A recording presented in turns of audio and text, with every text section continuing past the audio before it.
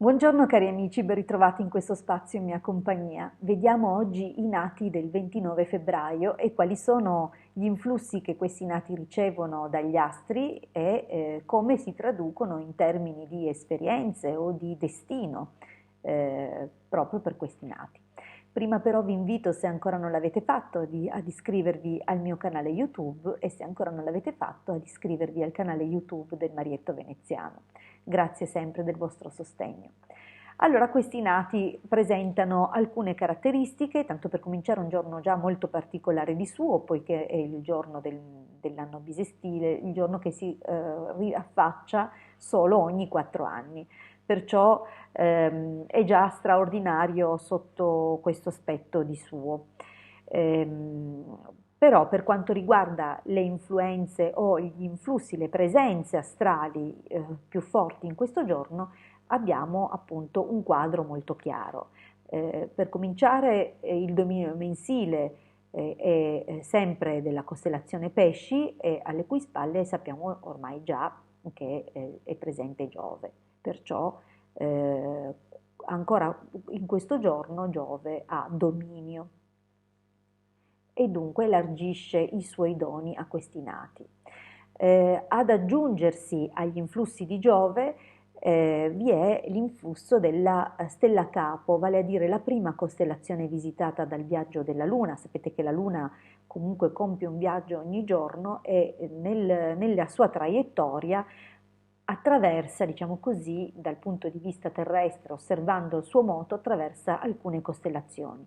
In questo giorno la Luna ne attraversa soltanto due, la prima, dunque come dicevo, la stella Capo è la costellazione Scorpione e a seguire la costellazione Gemelli. Cosa significa questo?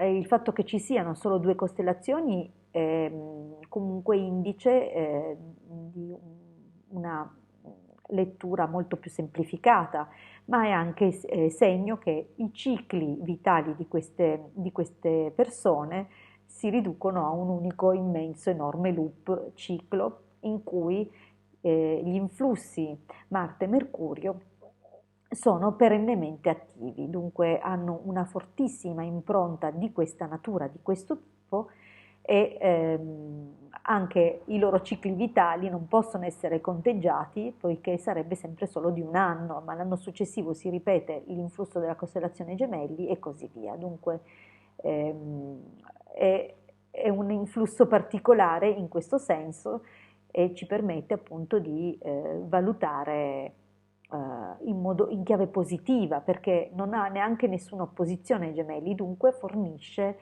soltanto aspetti più favorevoli, sebbene appunto sia in opposizione a Mercurio, scusate, a Marte, cioè a Scorpione. Cosa significa in questo senso? Se dovessimo analizzarlo da un punto di vista destinico, beh, questi nati sono destinati ad avere grande fortuna economica ehm, e a riuscire praticamente ovunque, anche in età molto giovane. È possibile che abbiano delle difficoltà nei confronti di eventuali fratelli, ammesso che li abbiano, o comunque qualche problematica in più in questa direzione. Gemelli in opposizione porta comunque anche un carattere particolarmente libertino e questo va già ad amplificare, a sommarsi la propensione già di Scorpione legata alla sua visione della sessualità. Dunque sono persone che sicuramente dal punto di vista sentimentale collegano l'amore con la sessualità, perciò manifestano il loro amore attraverso una, diciamo una fisicità molto importante. Il fisico è forte, forse sono leggermente deboli nelle vie respiratorie o braccia e spalle. Dunque questi sono i loro eventuali punti deboli, come pure la possibilità che abbiano delle ricadute nei loro malanni e una predisposizione alla depressione. Questo potrebbe ehm, essere una delle vie in cui si manifesta un eventuale malcontento laddove non potessero esprimere la loro eroticità o comunque la loro grande carica di energia. In quel caso appunto sfiorano la depressione. Dunque è bene che questi nati siano sempre attivi, sempre impegnati in qualcosa. Il loro carattere è distinto, sincero, allegro, cordiale, però avendo i gemelli in opposizione, è chiaro che qualche aspetto negativo legato al valore di aria, soprattutto poiché si oppone all'acqua della prima costellazione, può portare appunto magari questi nati a non essere sempre sincerissimi, ok?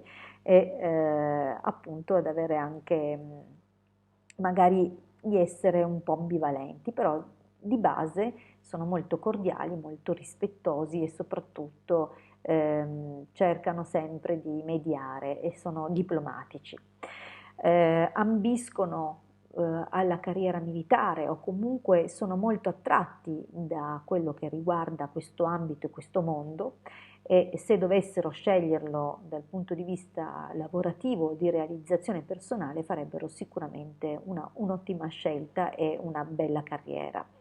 Per quanto riguarda gli studi, siamo nell'ambito degli interessi e delle peculiarità gioviali, ma a cui si può aggiungere anche un certo gusto o amore per la medicina, quella chirurgica, o comunque laddove può scorrere del sangue. Sappiamo che comunque Scorpione appartiene a Marte e dunque influenza in questa direzione. Oppure negli ambiti commerciali che hanno a che fare con la siderurgia o con altri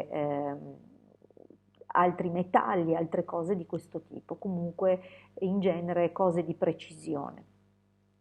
È possibile appunto che i loro interessi comunque siano anche legati ai campi di espressione, possibilmente le lingue, oppure anche proprio siano abili a scrivere o a comunicare in un modo molto personale, molto originale, ecco. Comunque in ogni caso e in ogni modo questi nati avranno un'ottima fortuna e sicuramente si piazzeranno molto bene dal punto di vista sociale.